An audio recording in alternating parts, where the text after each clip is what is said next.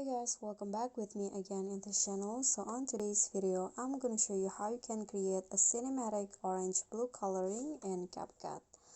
So first you need to add the clips that you want to add it to Capcut, and just go to filter, click on the movies and find the orange blue filter.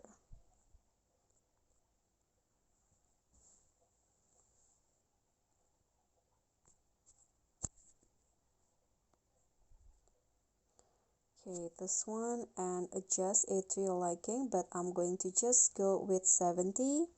Then click on the adjust and follow the settings. So first, for the contrast, you need to increase it to 50, and also the saturation, and then click on the highlight, increase it to 35, and for the shadow, lower it to -15,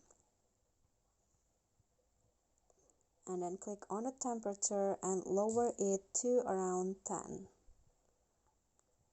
And lastly, go to the hue and increase it to 15. And now you are done. Click on a check icon, and here is the final result. Okay, so that's all for me. If you got any question, feel free to drop them in a comment, and if you think the video is helpful, remember to click thanks, like and subscribe for more content. I'll catch you all in the following videos. Thank you.